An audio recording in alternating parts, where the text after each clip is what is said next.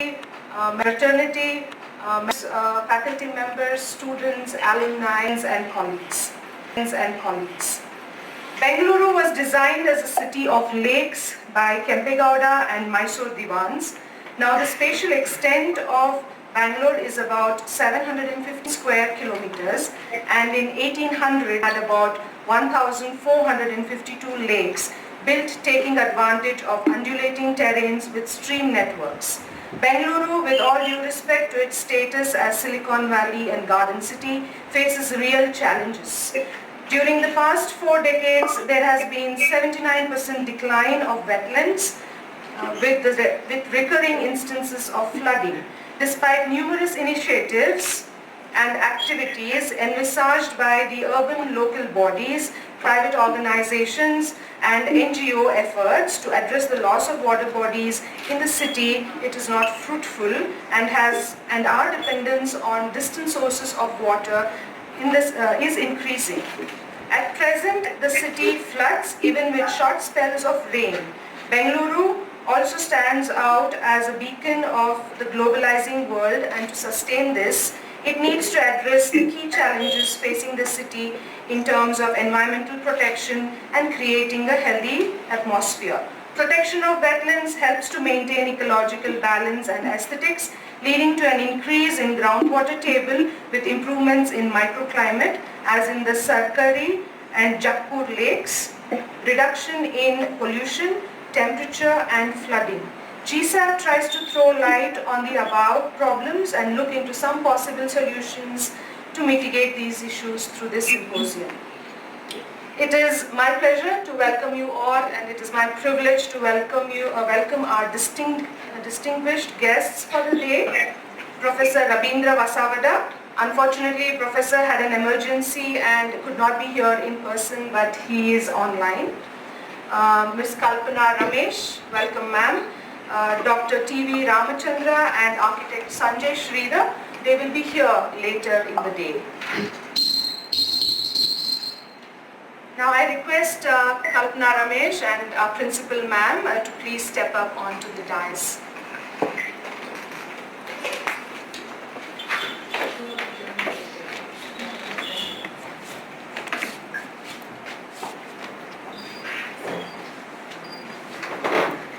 I now request our principal, Dr. Vimla Swami, to address the gathering. Very good morning, one and all. As all of you know, Bangalore, with its all honor, it was known as the city of gardens and lakes, and it was designed by Kempegowda and Mysore Diwans in the early 15th century. But over a period of few decades, it became just cosmopolitan because of urbanization and migration from neighboring states as it developed into a trade and industrial city, also as a capital city of Karnataka. Soon in the early 80s, it got a name as the Silicon Valley of India due to the more number of IT-BT industries. Because of its influence, the pressure was so much on the infrastructure facilities. Bangalore city underwent 3 times the interim development plans between 1980 to 1995. So you can understand the pressure of creating infrastructure for migrants and industries, IT-BT sector. In this zone of development, almost Bangalore lost its 75% of lakes and green areas. So that effect we are experiencing now as a rise in temperature and city flooding during rainy seasons. It's rain floods with very short spells of rain during the rainy seasons, what we observe. But meanwhile, we have a scarcity of water in few months of the year. But why is it so? Why can't you harvest or conserve the rain when it pours in the city? That is lacking in Bangalore. Of course, many of the initiatives taken up by urban development authorities, NGOs, private builders, they try to restore the lakes and other things. But whereas we did not get all that fruitful results. So in this regard, if you conserve the water bodies, it reduces pollution and the temperature will be reduced. It can partially at least contribute to the ecological balance. In this regard, we thought if we train a young minds, that is the budding architects, they can take a lead in their profession because they have a long span to achieve, long time to achieve their goals. And even in the studios, I keep on hearing from our lower semesters. Actually, I feel proud. The 4th sem students are the lower semester. They are speaking on sustainability, materials, and many more things. Whereas we are not aware during our college days. I feel proud, and I thought if you train young minds, they can take a good initiative and they can contribute a lot.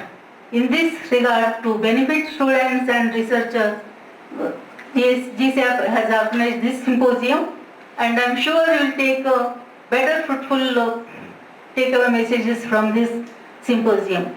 We have a galaxy of resource persons, especially Professor Vasavada, who is an eminent academician and profession and has come across all kinds of work, all kinds of projects and academic endeavors. There is a saying in Kannada, Adu Muttada Soppila, that is, there is no leaves what the God did not touch. He is like that. He is into conservation, he is into urban level projects. He has worked globally. It was we were very fortunate to have his sessions in FTP in the previous 2 days. We have another resource person, architect Kalpana Ramesh, who is from the background architect and interior designer, but she is into conservation of lakes and restoration of water bodies in the community areas. And she has also created awareness on terrace gardens to a greater extent. That is how she is serving the community. And also, before coming here, we were talking, architecture is not barely connected with this, but still I have an interest in this. So if you all go in that line, not only as an interest, as a compulsory measure to improve the society, it will be a great help. Instead of only commenting on urban development authorities or some government organization, we can start initiatives by ourselves. And one more resource person, Sanjay Sridhar, he is going to join in the afternoon. He also worked globally across many countries. He is very expert. His expertise is with urban governance. He is going to guide you on the policy making and urban governance. Dr. Ramachandra, almost you are familiar with that name in Bangalore. He is a scientist from Indian Institute of Science, has worked extensively, especially on the water bodies of Bangalore itself. Many researchers and landscape architects might have come across his publications and other things. I hope you all will carry a fruitful measure from this symposium and have a good day, good time. Thank you.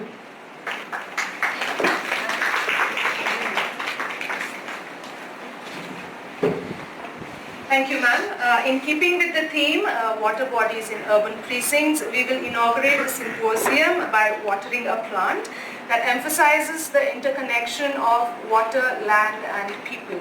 I request our guests on the dais to please step up to here, water the plant.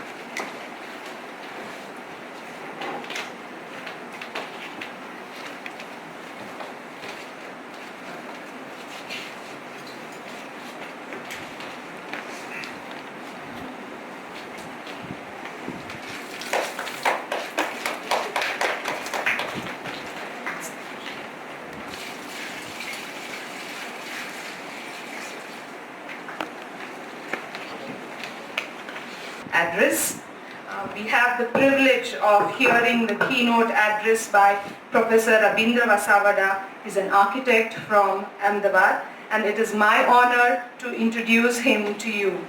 Rabindra Vasavada is an architect. His work interests are rooted in learnings from past as well as his contemporary exposures to theory and practice, emphasizing role of various materials and building practices inspired from nature. His main interest also focuses around caring for historic constructions out of an attitude to conserving historic built environment. He has held numerous academic and professional involvements, positions, and has continuously involved in architectural studies, practice, and historic documentation through his long career. He is currently the chairman of INTAG in New Delhi. I request the professor to please deliver his keynote address. Welcome, sir, and thank you for being here with us. Professor Biradar. Also, I thank the principal, Dr. Swami, for inviting me for this. And I feel privileged to really address this conference to begin the discussions on the subject that is selected by the school. To, the program, which is really set up is something which is a discussion on the water bodies and the depleting balance of ecology in our developing cities. So the symposium focuses on urban ecology, which is a very important topic of late. Pardon. The theme which was set up by the Institute is something that I would like to somehow restate, because I think that is the beginning of what we are going to discuss. And in restating, I have slightly modified the theme that was set up. And I have also titled it in a little specific manner so that our discussions become meaningful. I call this theme as the polemic on urban ecology. The environment in the cities is being degraded due to unplanned development and increased urbanization using negative impacts on the ecosystem in terms of greenhouse gas emission, increased temperature, deforestation, and pollution of air and water bodies.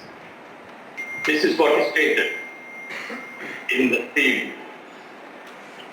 Passive conservation of natural resources is no longer adequate when faced with the reality of urbanization, with projections of 2/3 the global population making their home in cities by 2030. Ecology and urban cannot be viewed as binaries when people's impact on land, water and air, and not to mention other living beings, are changing the ecology, which in turn affects us. How then do urban systems and ecosystems coexist in cities? These are important questions I have identified from the theme that is really set up. The second one is, how do we mitigate the adversity we face today of polluted air, water shortage, and food adulteration caused by our wasteful habits? And can we recognize the rationality of humans and nature that is vital to the behavior of the planet and people? The theme also situates the entire discussion on the problems faced by the developing city, that is Bangalore. The influx of industries related to IT and the development after that converted Bangalore into the Silicon City of India. An exceptional increase in population during this period called for infrastructure betterment, which has significantly affected the natural resources and the environment. The major environmental issues which come to light when we look at Bangalore are the fading tree canopies, the vanishing lakes, landfill and poorly managed waste in the city. Now this is something even as an outsider who is visiting Bangalore since 1971 has experienced every time I visit the city. I have seen the city through its absolute green garden character in 1971. I have seen in progressive, sort of periods, this very important aspect of the city depleting. And I have also seen in recent years the kind of pollution that has affected the important water bodies of the city. So these are something, which are very, very evident as causes and effects, which one can really notice in an urban area, even as a visitor. I mean, let alone the citizens, who live there. And that is why the symposium focus is something, which is trying to discuss 5 different, factors. One is sustainable water management, regeneration of lakes, water conservation with waste recycling. Now, in my view, these are some kind of man-made disaster mitigation efforts. Net zero energy buildings and water positive neighborhoods. I'm not sure what is this net zero and whether one can ever achieve this. But this is something, which is really placed as some kind of a wish list and a kind of, extreme aim, which should really make us realize what should be our goal. And if we can achieve even 60% of it, I think the city can really regain its health. Energy and environment. More and more we are consuming energy. I have seen the hills of Bangalore diminishing, which has been the most painful experience anybody can have. There are large-scale residential developments along Banarghatta roads, and from the higher floors of these flats or these developments, which are very high-rise, you can see the landscape of the Bangalore rocks getting completely diminishing and,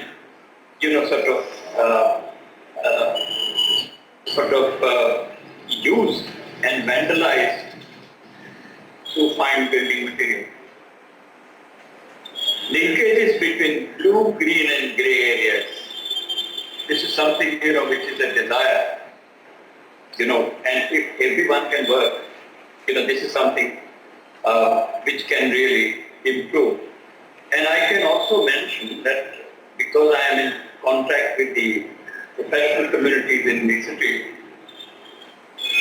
there are many young architects, not so young architects, have devoted their time and energy and practice towards addressing these issues. And many of them have succeeded in this. There are many individuals, who are trying to work dedicatedly towards the environment. And that kind of consciousness is something, which you hardly find, pardon me, which you hardly find in very few cities in India. The one example that I would like to give is city of Indore, where this is really tried out, along with the, regeneration of a very badly polluted lake, which was done about, 15, 20 years ago. There was an NGO in Bhopal, whom I knew very well. They really worked with the people of Bangalore and NGOs to revitalize this lake. And they have now developed this entire thing as a huge biodiversity contribution to the city. Bangalore is incidentally also very small in comparison, Indore is very small in comparison to Bangalore. But such efforts are possible. Because if you consider every lake in the city of Bangalore as a kind of nucleus of settlements around, and if the neighborhood around these lakes undertake the responsibility of safeguarding their source of water, I think they can really do wonders. But unfortunately, as was mentioned in the beginning given by Madam, city is under the attack of the migrants, who don't belong there.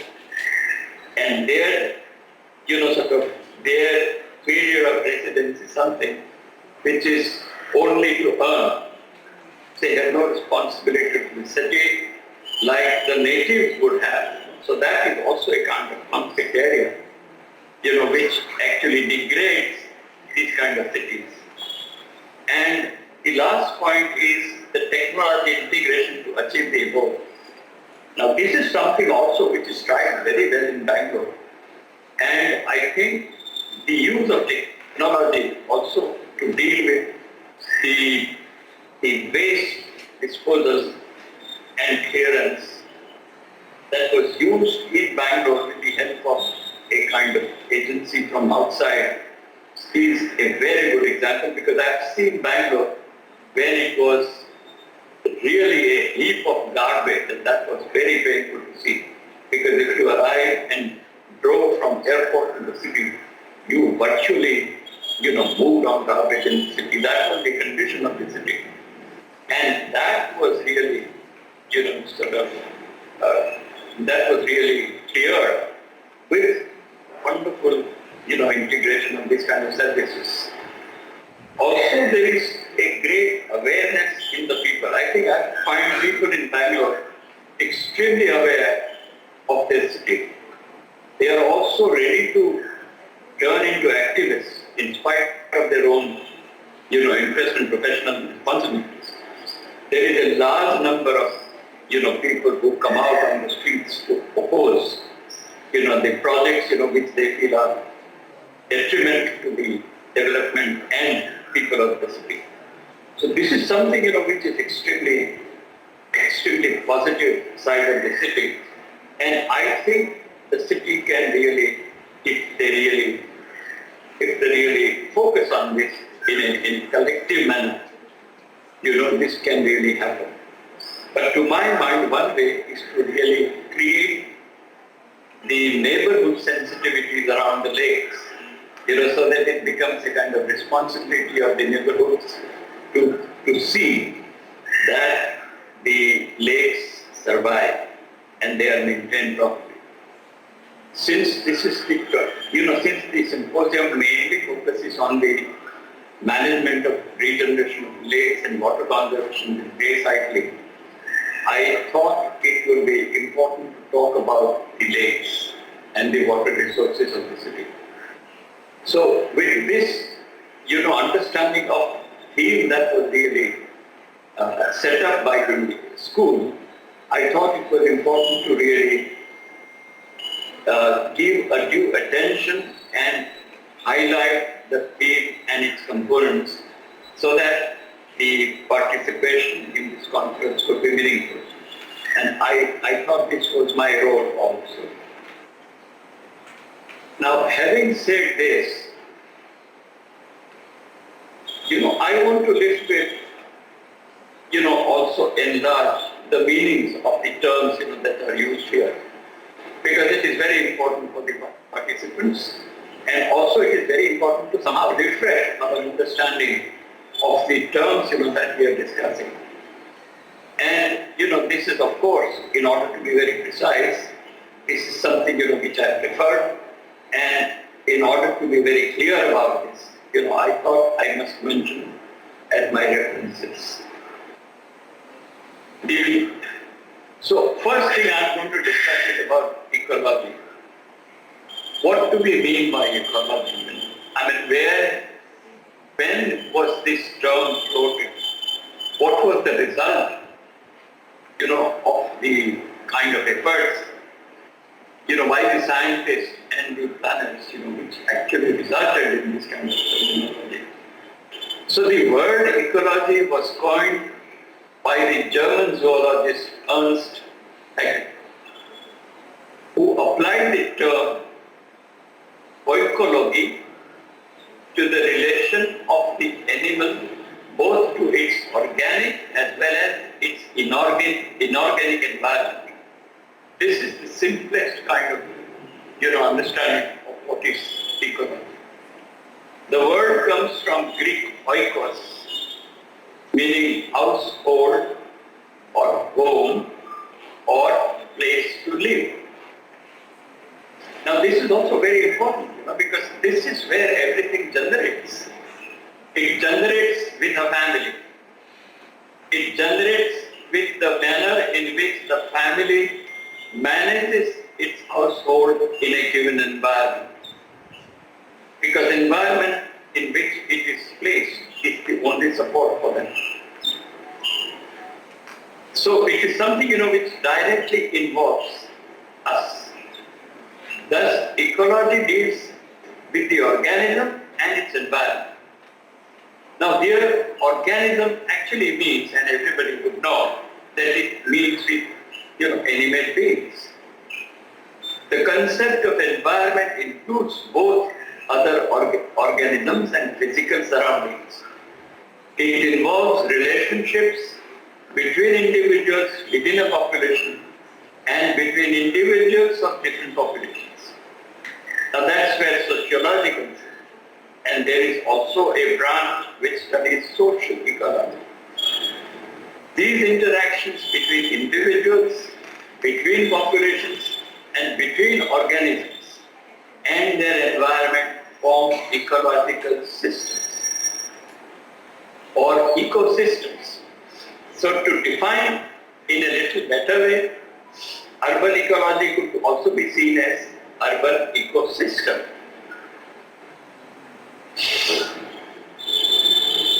Ecology has been defined variously as the study of interrelationships of organisms with their environment and each other, as the economy of nature and as biology of ecosystems. Now this, we have to understand how far and how broad it becomes as a subject. So this is something, which we must really understand, because the word ecology is sort of used everywhere. But I think the reason it is used everywhere is its very broad, sort of spectrum of its effects and influences. So this is something, which I thought was very important to discuss. Ecology is necessarily the union of many areas of study, because its definition is so all-encompassing. There are many kinds of relationships between organisms and their environment. By organisms, one might mean single individuals, groups of individuals, all the members of one species, the sum of many species, or total mass of species, which is known as biomass, in an ecosystem.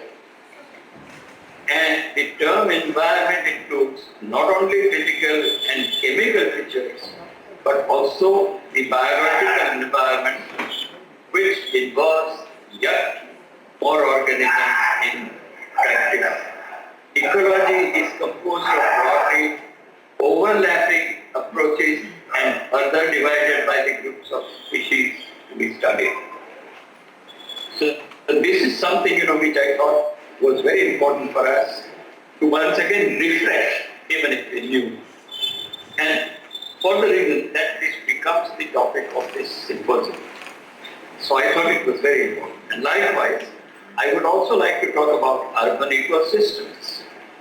Urban ecosystems, any ecological system located within a city or other densely settled area, or in broader sense, the greater ecological system that makes up an entire metropolitan area. Urban ecosystems, like all systems, are composed of biological components, plants, animals, and other forms of life, and physical components like soil, water, air, climate, and topography. Incidentally, now, even in heritage conservation, UNESCO has broadened their definition of built environment, and what they call now is the urban landscape, which in a way includes all these to be considered while talking of conservation of historic cities. Because each city was an urban ecosystem, and it must talk about all this at a time to establish the values of the heritage. So in all ecosystems, these components interact with one another within a specified area. In case of urban ecosystems, however, the biological complex also includes human population, their demographic characteristics, their institutional structures, and the social and economic tools they employ. The physical complex includes buildings, transportation networks, modified surfaces, as for example parking lots, roofs, and landscaping. Very important, I will interject here, it is very important because in all our cities, under the sort of disguise of smart cities, all surfaces are getting paved, and less of landscaping, which is only for decorative, purpose is being done. Which means that you are covering the surface of the earth, which is the great absorber of rainwater, and you are actually wasting the rainwater, which is simply washing away everything and getting misused or getting completely wasted. So this is something, which is modified surfaces are very important as far as environment is concerned. So the environmental alterations resulting from human decisions making, this is something, which is very serious, and nobody is able to stop this. Every city you will see now being paved with paver blocks, everywhere, which in earlier times were great receptacle of urban, of rainwater and agriculture. So the physical components of urban ecosystems also include energy use and the import. Now this is also something which is talked about in the team, that is set up by the school. Such energy and material transformations involve not only beneficial products such as transportation and housing, but also pollution, waste, and excess heat. Urban ecosystems are often warmer than other ecosystems that surround them, having less infiltration of water into the soil. This is what I'm talking about.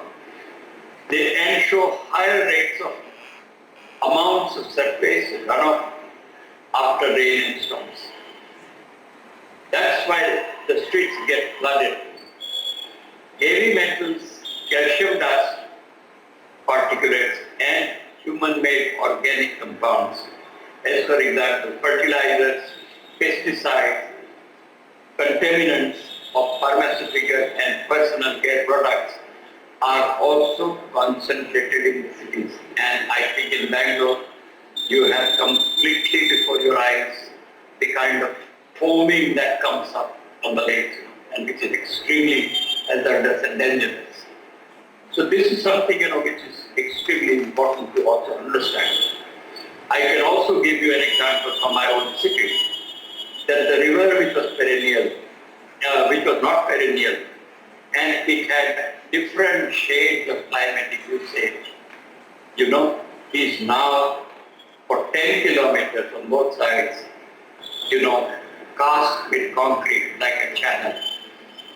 And you can imagine a city which was known as Ahmedabad, a city which was known for dust, is now also a city known for heat transmission from this huge 10 meters of walls on both sides of the banks, running across almost 10 kilometers. This is something which the planners do in cities, and one cannot really talk about these kind of concerns to them because it just doesn't matter. I mean, you also see in Bangalore, the development that is being brought about has completely ruined the green character of the city, and concrete replaces the trees.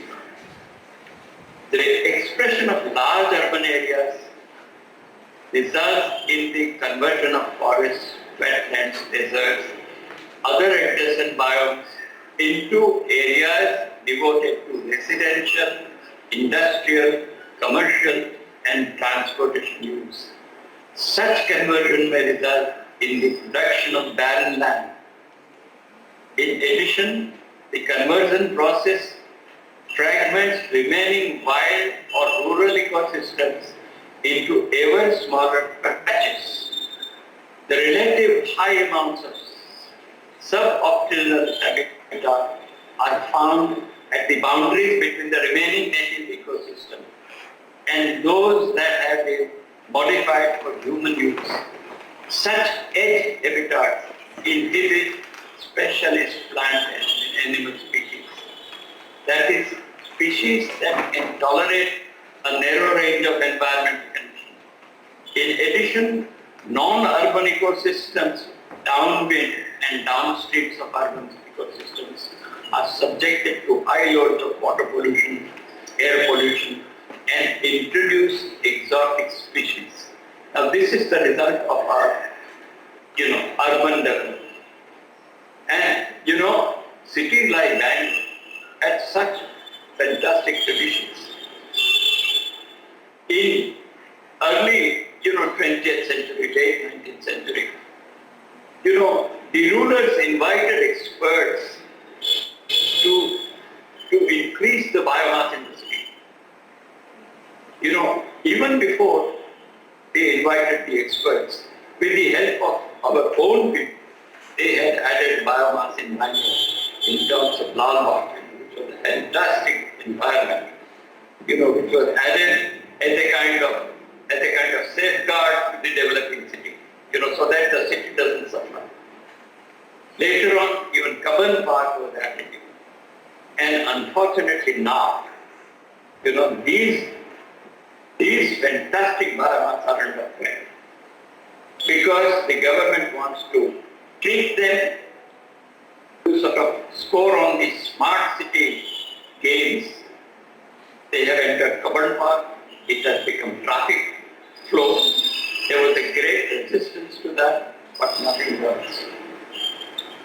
So I think, this is something, which we have to really think about as to how the environment is degraded by our development without any considerations to the public life and relationship with nature. Although there are many similarities among the world cities, differences arise in culture, history, governance, and the effects of global economy. Some of the remaining differences arise from physical conditions such as aridity, topography, natural hazards, the risk of damage by earthquake, volcanoes, and weather-related phenomena. Now this we have seen in my city here. For example, earthquake have altered in the city the entire profile of the river that was before. Because where to dump your debris? And the debris used to be in a huge, tonnage. So the obvious area to dump it easily was the river bed. So this is a huge problem. And the amenities, a huge problem of short-sightedness and lack of imagination of what it can do for future. And the amenities represented by urban areas' unique location on Earth's surface. This is what happens. Worldwide city centers are becoming less dense, not in our case, but worldwide. In our case, the city center, the traditional city centers are becoming dense. But worldwide, city centers are becoming less dense as people spread into suburban areas, which are in turn becoming denser. And this also happens to us because of the migrant population to urban areas. So we are suffering from both densification of the center as well as densification of the suburban areas. The spatial footprints of cities, however, differ from one part of the world to the next. Hence, energy efficiency is greater in concentrated cities than in metropolitan, showing all the signs of urban sprawl. And this also is another kind of result which happens from short-sighted decisions. Although urbanization has traditionally been associated with a higher quality of life for urban as opposed to rural dwellers, a number of it such as concentrated urban poverty, environmental inequality, and reduced economic opportunity plague new cities in the developing world as well as old post-industrial city centers. This is as though they are talking about Ahmedabad. Such problems might be addressed by better planning and by ecology conscious urban design. One solution could involve an increase in green spaces and their more effective distribution through the urban landscape. In fact, the amount of green space present in cities is difficult to predict based on the density of age of the settlement. In some dense, older American cities, green space is present, as in New York City. 6,000 acres of parks, which are part of the city, nearly 39,000 acres of open spaces. Boston and Cleveland are two other older cities with well-developed open space networks.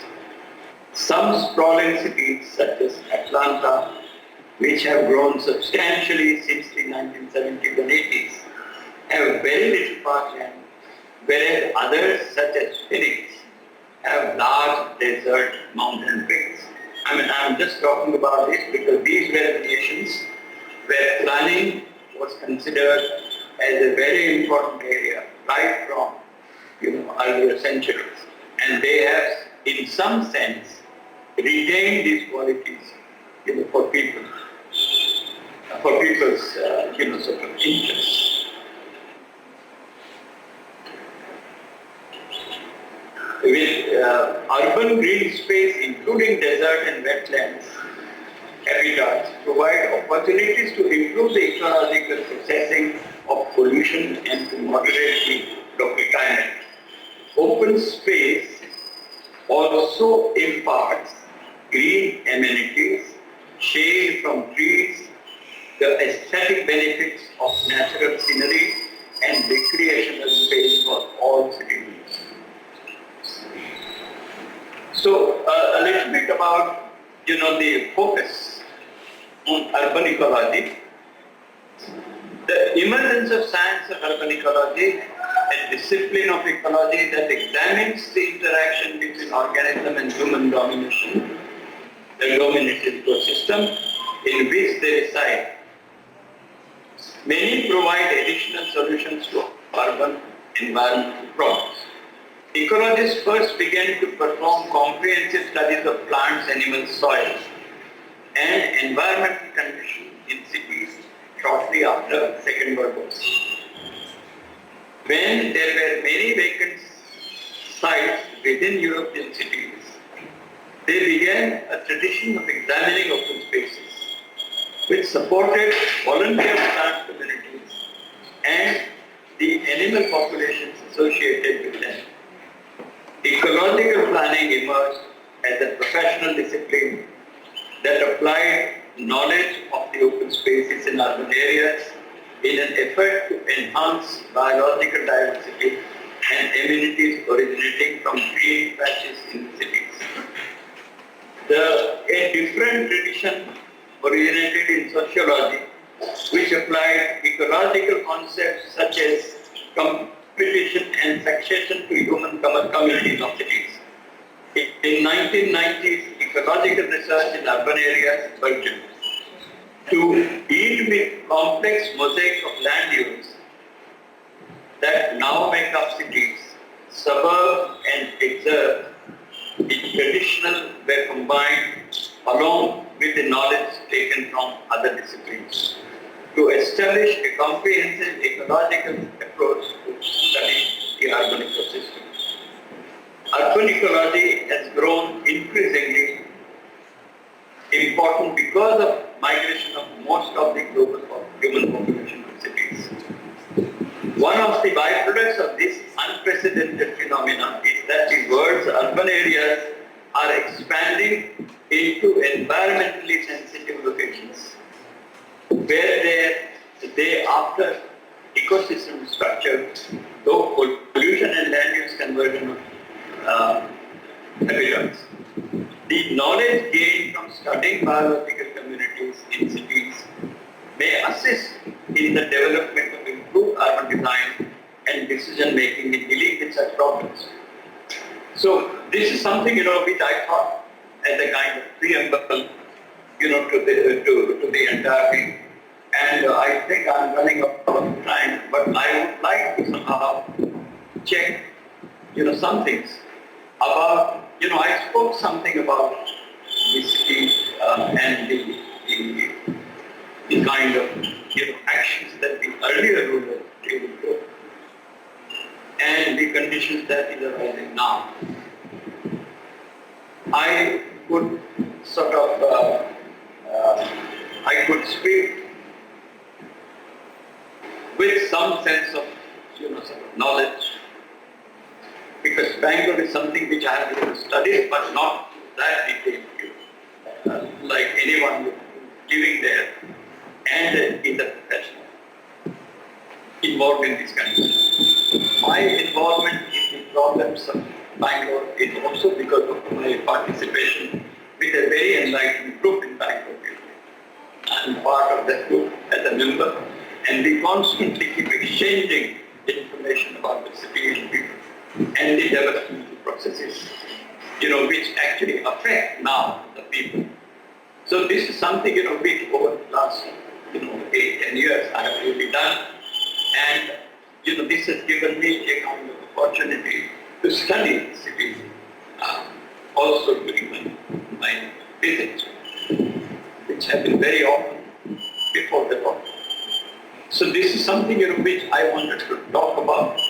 But I would also like to talk about water bodies and what happens to the water bodies in cities in Gujarat. For example, Ahmedabad is also a city which was surviving on lakes.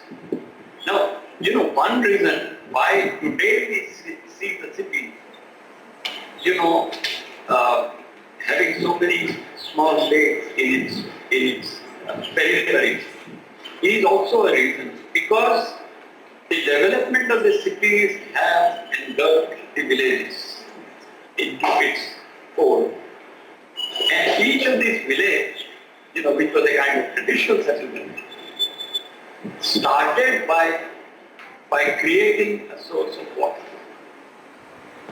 So the first action for any settlement to settle down was to really have a source of water for them, which can last the year for their requirement. So they always dug the lakes first, and they used the soil that they got out of it to build their building. So this was something, which was extremely an indigenous process. And, it was something which also looked at the existence as part of the system, there. That's why the more the villages coming into the fold of the city, more lakes came into the fold of the city. But due due to the development, which completely, sort of destroyed the elastic needs, the lakes became redundant because everywhere people started exploiting the aquifer, and everywhere the city authority started distributing water. So the reliance of people onto that water and water system was something which was redundant. So that was also one of the reasons that these sources of water were disconnected with people living around. So this is one reason. So in Ahmedabad also there were a number of lakes which were engulfed, and in the developing cities, these lakes were in a sense a freehold land. So people started, sort of filling up the lakes. And after filling up the lakes, what they got was a free land for real estate. So it was like a boon. So what happened was that in many areas, the runoff water system still remained. Lakes were gone. So the runoff water which in monsoon started flooding the new areas which were developed as housing. They started flooding the streets. So this is, in a sense, it is a kind of something which was invited without understanding the topography of the land. And I think this is something which also is seen everywhere in our cities. So Ahmedabad had this situation, Baroda had this situation. Cities like Surat, which has a very large river around, had this situation. Because river bank development became kind of play. Every city wants a river front. So they started, fiddling with the natural ecosystem of the river. So this is something, which also is extremely dangerous for our city here. While studying, the towns and cities in Gujarat, I dealt with princely cities in South Africa. I studied them fully in order to develop guidelines for development. I studied Ahmedabad in great detail. I also studied Baroda in great detail with the help of the students. And, I have found, you will be surprised that, experts like Patrick Gillis, who were invited by the British to India to look at this tradition of historic cities and somehow propose how new development can be articulated and integrated. So, persons like Patrick Gillis, he was himself a kind of, he was himself a multifaceted person. He was also invited to Baroda by the Gaikwad. Like Krumbi was invited by Gaikwad first, because Gaikwad was a great king. And he, because of his connections with the Mysore royal family, the Mysore family got its services from Baroda. Baroda was turned into a green, because the region had a character of growing banyan trees. Banyan trees were growing naturally in this area. And the region had thousands of banyan trees, only in that particular region. So even the name of the city comes from this particular character. So he was invited to work in Baroda. He turned that city also into a garden city, because Sayajid Rao was very fond of gardens. He designed several gardens in Baroda. Patrick Gillis, who came later, also really worked on the city, and he studied the lakes of the city. And in his report he has mentioned that if the state manages to preserve these lakes important for the city. The city could be named as the city of lakes in India. Not today. But this was his vision and this was the character of the city. Now in Ahmedabad, we have in the historic city, while working on the nomination last year, we surveyed the historic city for 4 years. And we identified 128 wells which are in public places.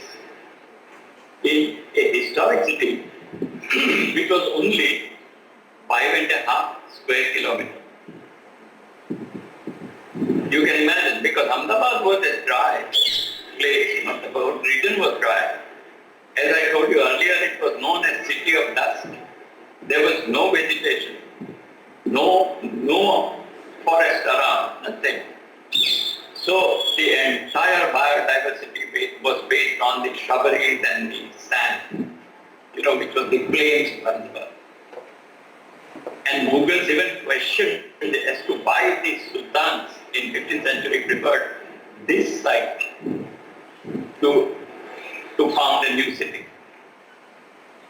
And Jahangir very openly called this city as Gardabad, which means the city of dust. And it has remained so. There were green areas left, in the master plan. It was known as green belt. During 80s and 90s, the politicians sold the entire green belt and the houses were built. There are open spaces as lungs of the western part of the city. These lungs are now being constructed by buildings because real estate has great value to the city.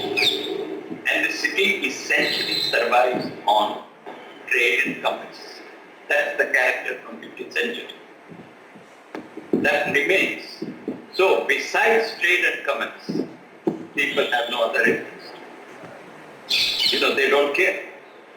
They can have their little boutique gardens, but they don't care for the city. So this is something, which I have studied in my own way. What British did to the historic city was, during the times of, epidemics,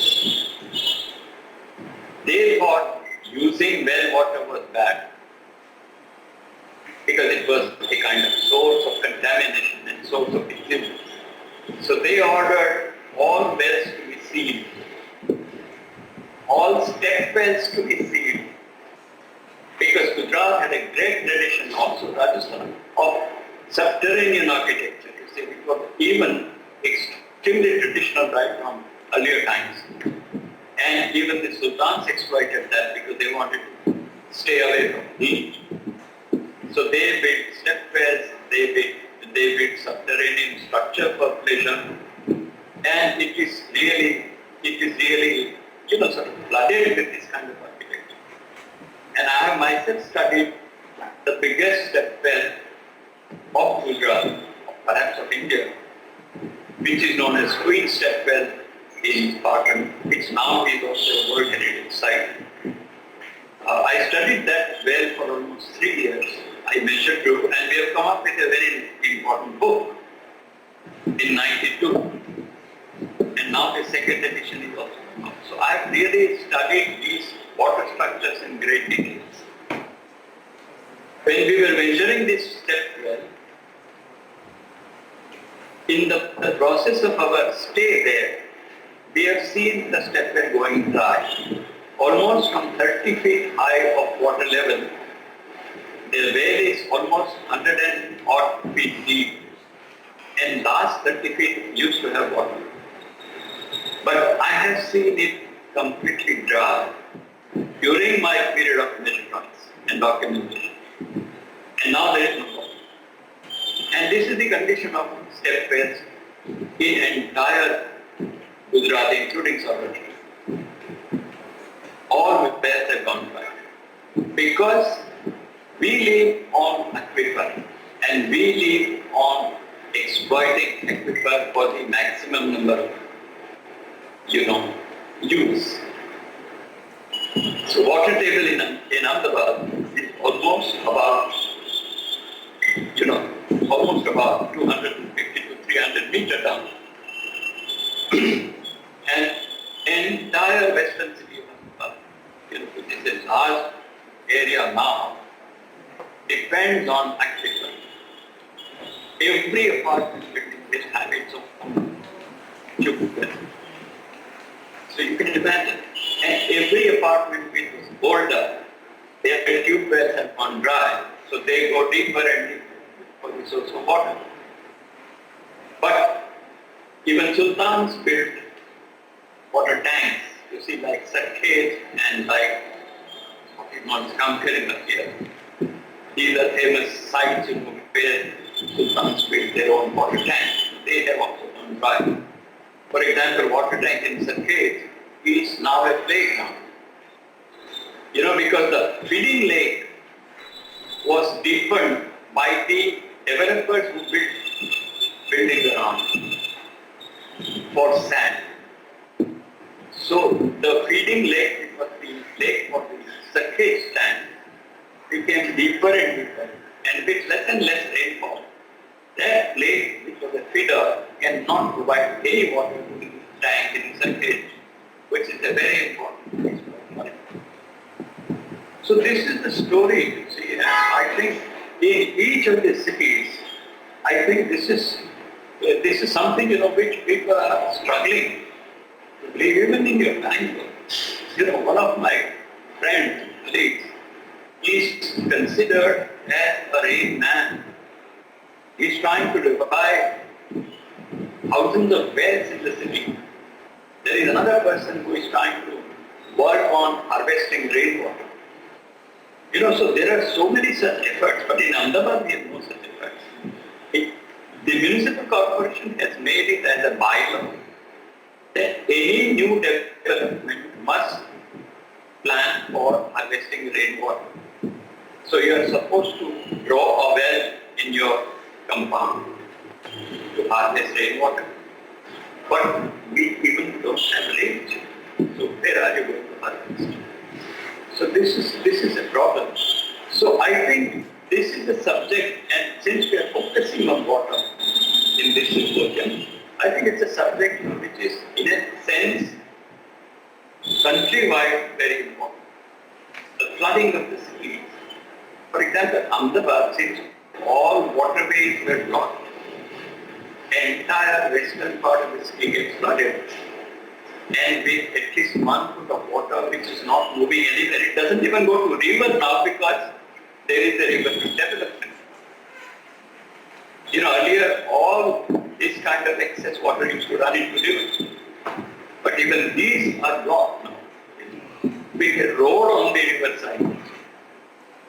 So this is something, which is the result of completely lopsided development, which is essentially to the real estate. In Ahmedabad, even the entire planning is based on the real estate involvement. So what do you expect? Same in Bangalore. I think everything is done without people's participating. So what do you expect? Your master plans are being deferred and deferred. Here also we have a master plan, 20 months deferred. Because I think every time everybody wants to find opportunities to earn more and more real estate. So anyway, I think my time is up and I have to stop here because I have gone 2 minutes beyond my time limit. So thank you very much. I think this will help the symposium with some kind of a basis which I tried to establish. And I hope we will have very interesting deliberations in symposium. And what water problems other cities in India are also facing was very interesting to know. And I think when we compare it with Bangalore, we are certainly much more blessed than Ahmedabad in terms of water resources. And we really hope that this symposium will give us solutions and strategies, and also highlight problems of what we are facing in Bangalore today, and make us aware of the important resource that water is for, all life, not only us. So thank you very much. That was very detailed, very fascinating, and I'm really glad that you were able to make it, and also that we are glad we have the technology to record your session so that we can go back to it whenever we want to. So thank you very much, Professor. Thank you so much.